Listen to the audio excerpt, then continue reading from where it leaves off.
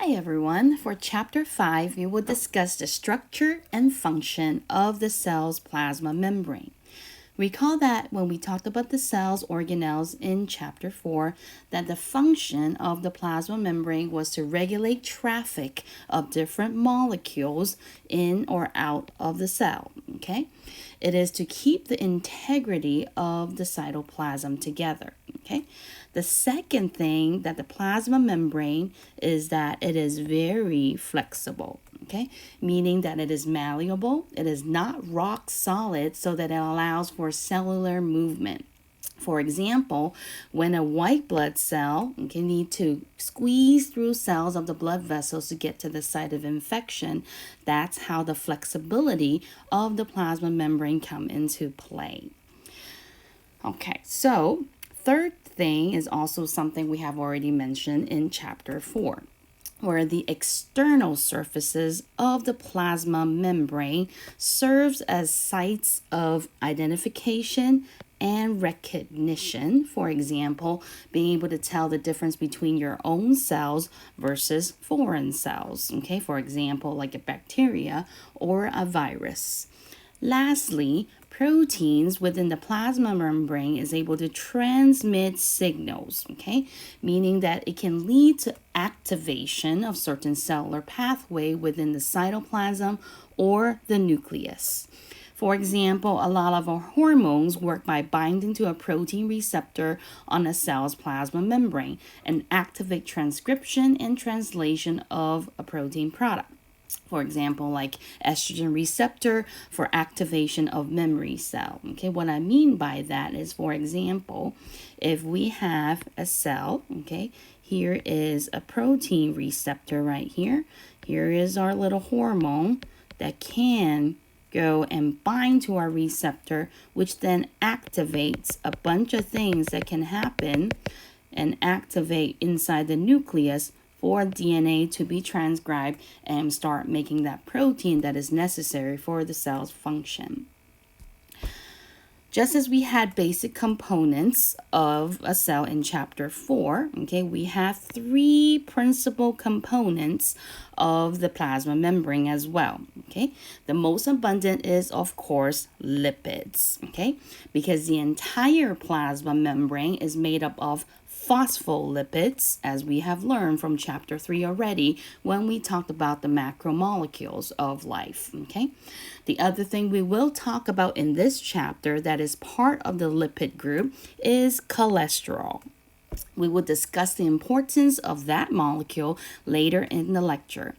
Second thing important as a principal component is proteins.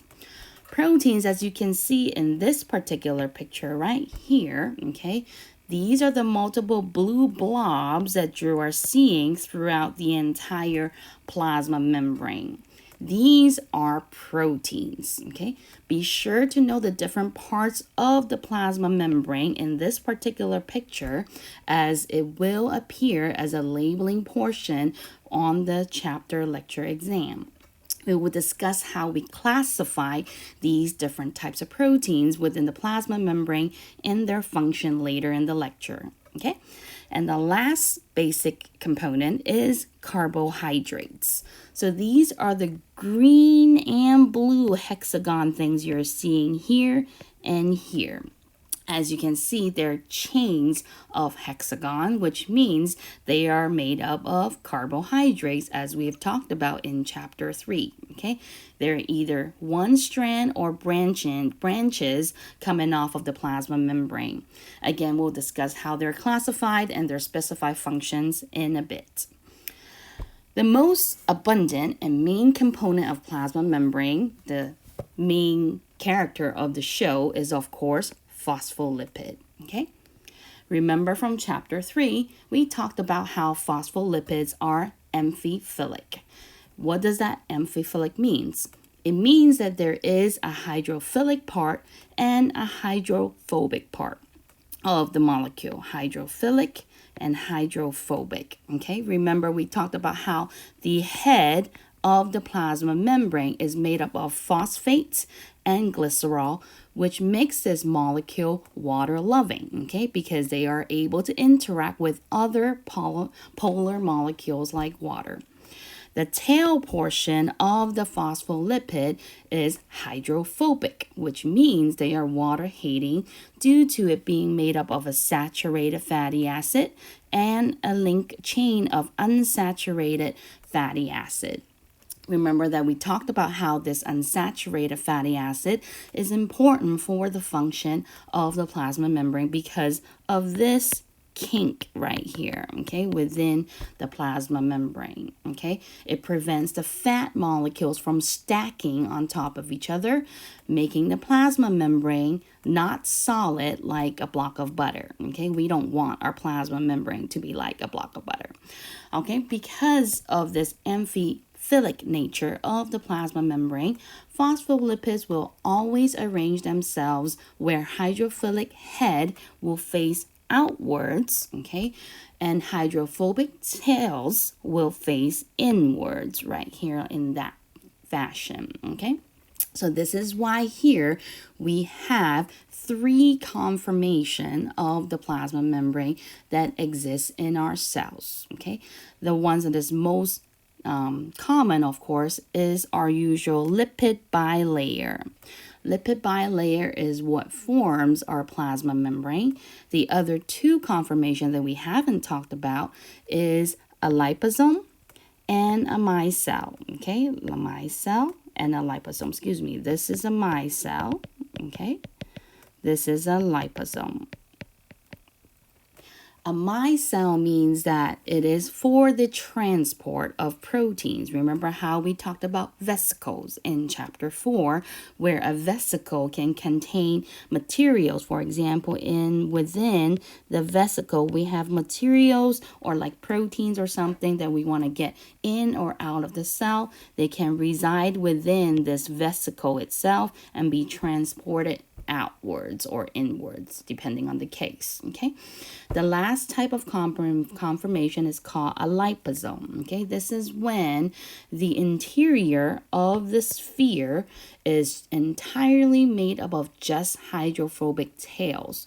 There are no bilayer like the micelle, but there's just one layer of phospholipid right here, okay? Not 2 layers like the micelle. This is how the 3 conformations are different between these 3 conformation of the phospholipids. Okay, all right, on to proteins. Proteins in plasma membrane can be classified into 2 types, integral and peripheral proteins. Integral proteins is when the protein integrate completely into the membrane, meaning the protein is embedded inside the plasma membrane. Okay, imagine if this was the plasma membrane, which is your lipid bilayer, okay, and the protein actually integrate into the plasma membrane. Integral proteins can pass through the membrane once, just like this, okay, or multiple times, just like in this case or this case. Depending on the sequence of amino acids of the polypeptide chain, it can either pass through once, okay, or multiple times, once or multiple times, okay? Remember that we discussed in chapter 3 that the sequence of amino acid is what drives the 3-dimensional shape and hence function of the protein. So, if there are long segments of non-polar amino acids within the sequence, those will be the parts that can integrate into the protein. And hence here, these purple parts can represent those amino acids that are non-polar. If they were polar, they would not be able to integrate into the plasma membrane due to the amphiphilic nature of phospholipids, okay? Now, remember that the interior part membrane is full of fats, okay? So that is why in order for proteins to pass through it, these amino acids has to be lipid soluble or nonpolar. Okay, those that are lipid insoluble, which are these parts here, okay, those are usually polar regions, okay, of the protein, which probably is made up of polar side chains of amino acids. Okay, they will protrude from the plasma membrane. A single pass of integral membrane can be as long as 20 to 25 amino acids, okay? And they can just span one layer of the membrane or both layers of the membrane. What I mean by that is here you have the plasma membrane, okay? You can have a integral protein that is just spanning one layer of the plasma membrane. And here you have a different one where you can have an integral protein that spans both layers of the plasma membrane. Both of these we will still call integral proteins. They both still integrates almost completely into the plasma membrane, okay? But it's just one spans one layer, the other spans two layers. Okay. So peripheral proteins is a second type of proteins, which on the other hand are either on the exterior or interior surfaces of the membrane. Exterior meaning sitting on top of the membrane like that, or like these right here that sits on the interior side of the membrane. They do not insert themselves into the membrane fully. They are either attached to phospholipids of the membrane itself, okay, or to other integral proteins. So we go back to this picture here where I have the plasma membrane. And here is an integral protein. There can be a peripheral protein that just sits right on top of the plasma membrane, or there can be peripheral protein that is attached to the integral protein itself. So these are integral proteins. These are peripheral proteins. Okay, so very easy to distinguish between the two different types of proteins. A lot of times, these peripheral proteins functions as enzymes, structural attachments for cytoskeleton, or as a cell's recognition sites, okay? Or for example, for identification purposes, to make sure that you are a cell from your own body and that cell is not some foreign pathogen or microorganism. So if we think about, remember when we talked about the cytoskeleton, if this was that plasma membrane again, remember there are lots of cytoskeleton within the cell like this, okay? So some of those cytoskeleton needs to be anchored by these peripheral proteins, and these are how they serve as points of attachment by these peripheral proteins right here, okay? Or they can serve as enzymes. For example, maybe this peripheral protein is sitting on top of there, attached to some integral protein, because something attaches to it, binds to it, activates, okay, that other protein, and sort of in a pathway of cascade further activate other stuff, okay? So that's how peripheral proteins function can differ from integral protein. Okay. Hence, the last type of the principal component of the plasma membrane is carbohydrates. They're classified by what the chain of carbohydrate is attached to. If it's attached to the protein, okay, we call it the glycoprotein. If it's attached to the membrane's phospholipid, then it's called a glycolipid. Very easy. So you can see here in this diagram where we have this chain of hexagon. Remember, chain of hexagons, carbohydrates. The ones that are attached to the protein, okay, whether integral, peripheral, it doesn't matter, but is attached to a protein, we call it a glycoprotein. If it's attached to the phospholipid directly, however, see how here there's no integral protein or protein that is attached to is directly attached to the phospholipid, we call it the glycolipid. Okay, very easy to distinguish.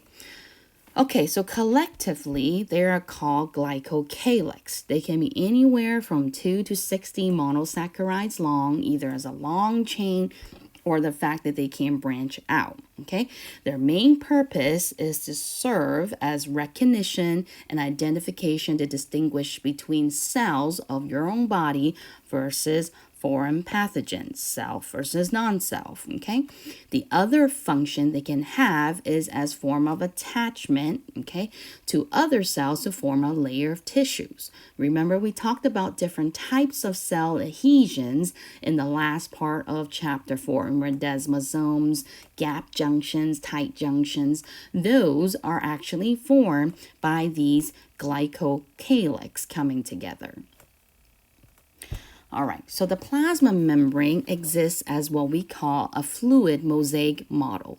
Fluid means that it is flexible, malleable to allow the cell to change shape, okay? Remember in the cell lab, we saw how the amoeba, remember we looked at amoeba under the microscope, okay? And the amoeba was extending its cell body outward slowly as a way of moving around.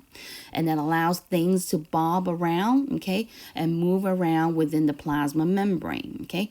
So that's why we call the plasma membrane a fluid mosaic model. Remember how in the chapter 4, when I showed you the cell video, okay, all those activities happening within the cell, you saw that the proteins weren't stuck in the plasma membrane. They were moving around, doing their jobs.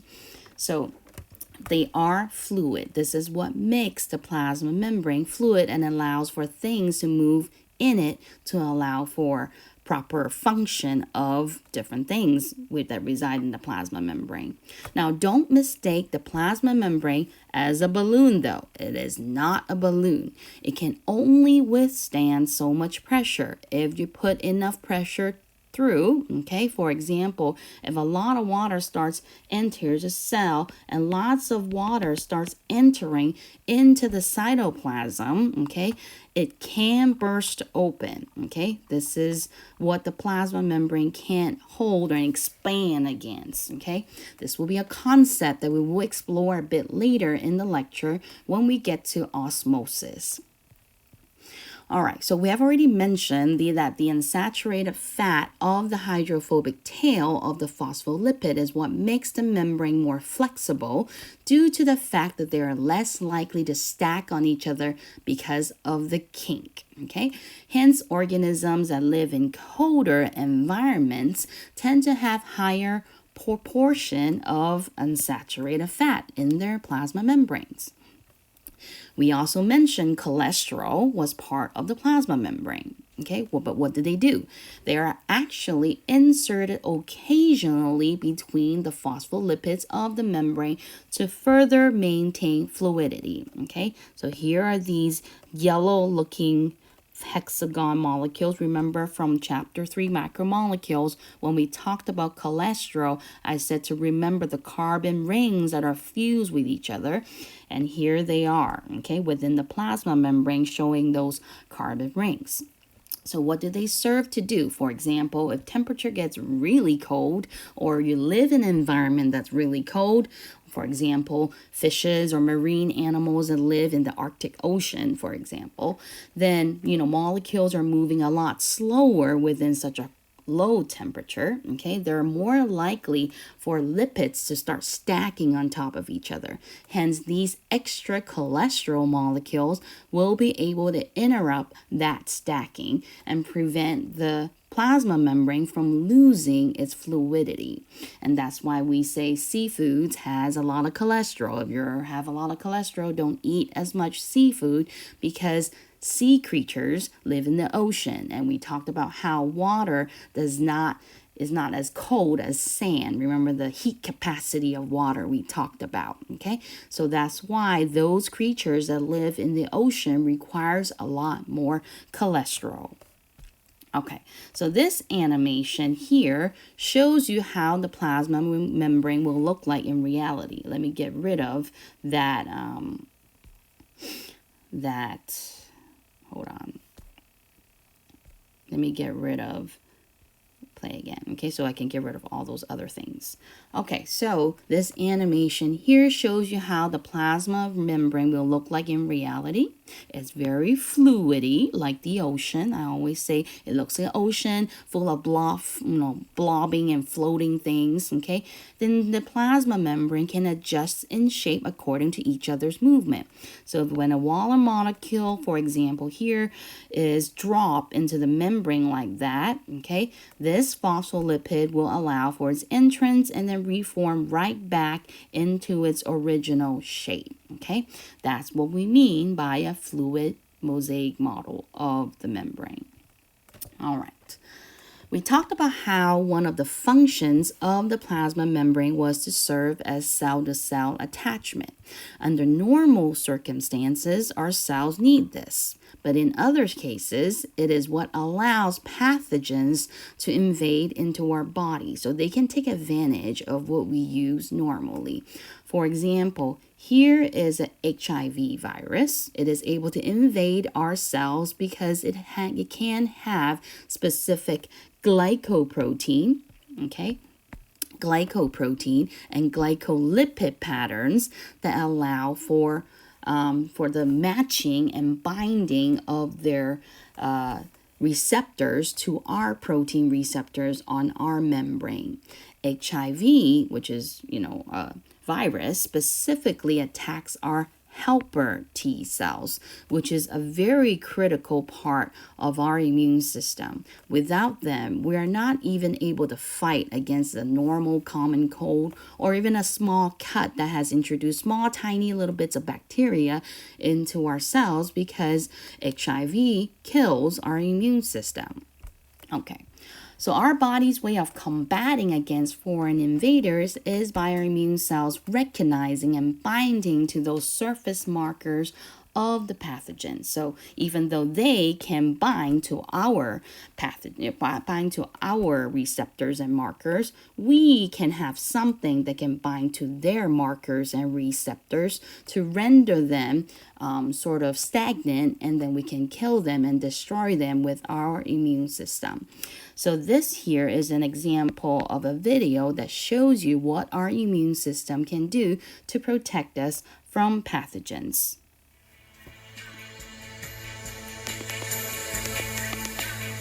So here's our blood vessel right here, okay? And tons of red blood cells and white blood cell.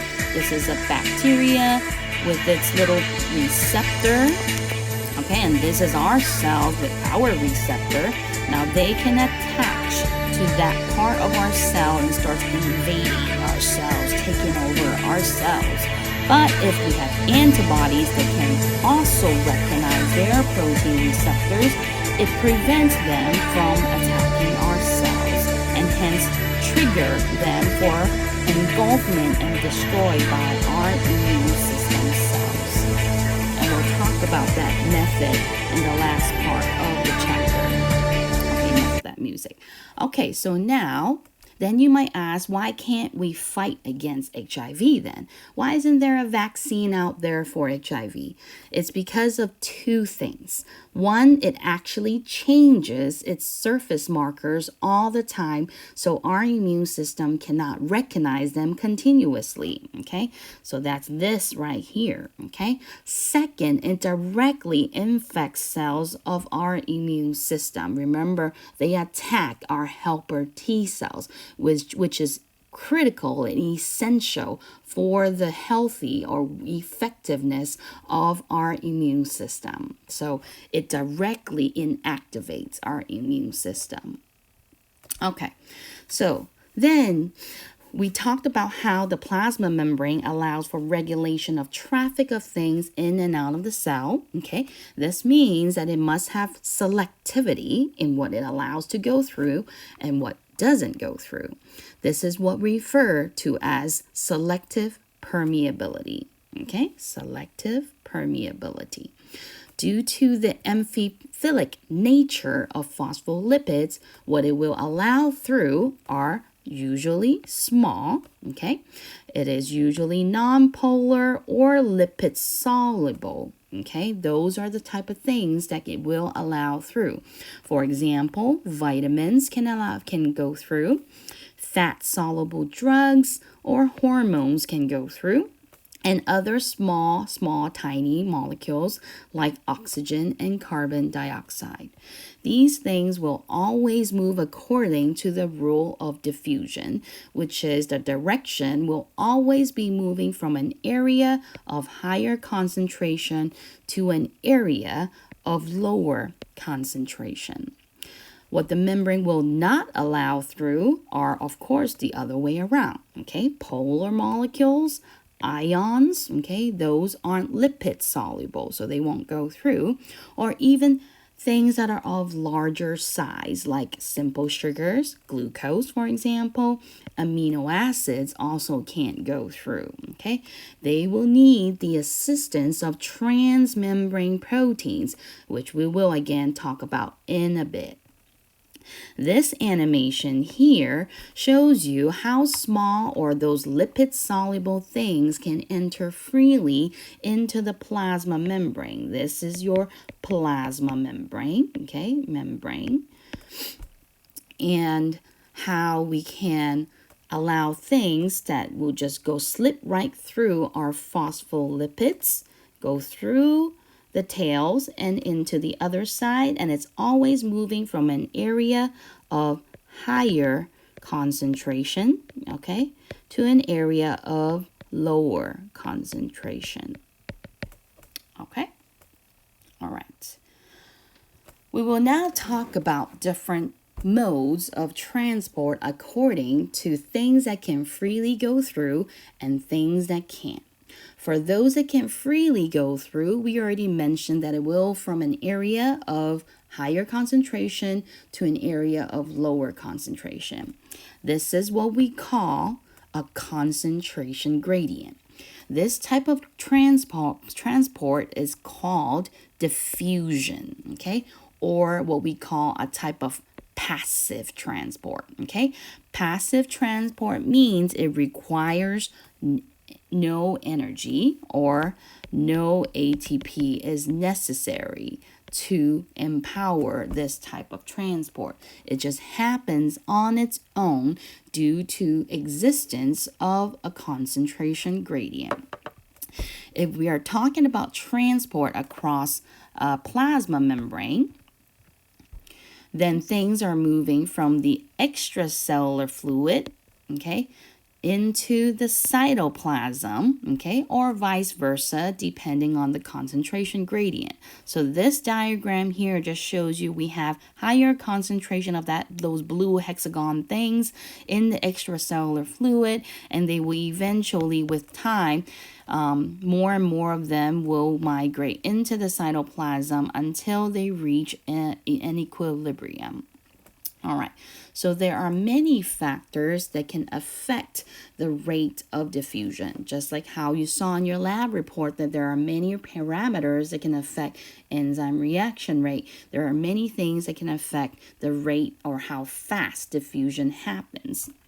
So for example, the extent of concentration gradient can affect it. The greater difference, if there's a really, really high concentration here and not much of that blue hexagon stuff, then in the beginning, the diffusion rate here will be a lot faster than the diffusion rate here, okay? The mass of molecules will also affect diffusion rate. Okay, we will actually explore a couple of these parameters when we get to the membranes lab, which is lab 8. So the more mass of a molecule, the slower the rate of diffusion. Temperature, okay, again, same thing, same idea with enzymes. The higher the temperature, the faster the rate because molecules are able to collide against each other more often, okay? Solvent density, just think about trying to put a drop of blue dye like this into water, okay? The blue dye dissociates or kind of spread throughout the water content pretty easily and readily, whereas if this was a a jar of honey, for example. Okay, if you put a jar of honey here and then you try to put a drop of blue dye into it, okay, that blue dye is probably going to be stuck on top of the honey for quite some time and not diffuse as quickly as water. Okay, solubility, okay, whether things are actually soluble in each other will also affect diffusion rate. For example, remember we talked about how salad dressing has water part of it, okay, and oily part of it, and that oily part will never sort of dissolve into the water part, okay. They will always separate as two layers due to differences in solubility, okay. The last two parts of the factors that affect diffusion rate are highly related to each other. If the surface area or the thickness of the membrane is greater, that means the diffusion rate will be slower, okay? Whereas that's why their distance travel, the higher, the longer or farther distance travel, it will also affect this, the diffusion rate into a slower rate, okay? So those two are pretty much related to each other. All right. So the next type of transport we will discuss is facilitated diffusion. This is when things can only move across the plasma membrane with the help of integral proteins, or what we call transmembrane proteins. Those that actually goes through the plasma membrane. There are two categories of integral proteins, those that are channel proteins, which has a hole going through the middle of it. That's why it's called a channel protein. Okay, it allows things like polar molecules that can't normally go through the plasma membrane. If this try to come here, it'll bounce right off. It can go through the channel protein this way. Okay. Channel proteins can either be open, which is just like this. This is an open type of channel protein, or what we call gated, which is this type of channel protein. Okay, it has a door-like structure that opens or closes when stimulated by different signals. For example, neurotransmitters can bind to gated channel proteins to allow influx of ions, or electrical impulses, okay, coming through a neuron can also trigger opening of these gated channels. This will be a major concept we will talk about in anatomy and physiology when we talk about our muscular and nervous system. All right, the second category of integral protein is called carrier proteins. They will bind to their specific substrate, just like an enzyme. Remember how enzyme has a specific substrate due to the binding of the three-dimensional shape, okay? Well, what happens when a substrate binds to a carrier protein, it will activate a three-dimensional conformation change that in that protein structure that will allow for the substrate to be transported to the other side of the membrane. Each carrier protein is specific for that one substance they are able to transport, okay? Just like how I said enzymes are specific, okay? Transport rate will be limited, though, by the amount of carrier proteins that are in the cell. If there are a lot of substrates floating around, they can't all go through at the same time because they have to wait for an available carrier protein to bind to. Hence, because of this need of going through conformation change, okay, it's kind of, an extra step, okay, compared with channel proteins. Channel proteins are able to transport substances a lot faster than carrier proteins. We're talking about in the range of tens of millions of molecules per second versus thousands to a million molecules per second, okay? And hence channel proteins can happen a lot faster, as you can see by these two different animations. Here you have your channel protein, okay? Because it has that one channel where those orange cubes are trying to get through to the other side of the cell. of the plasma membrane. Here, this side is a carrier protein. And you can see that this carrier protein needs to bind to the substrate, causes a conformation change of some sort, revert to the other side before it can dump that red ball onto the other side of the cell. Okay, so that's why carrier protein is a lot slower type of transport compared to channel, and that these two proteins are able to transport their substances through different methods.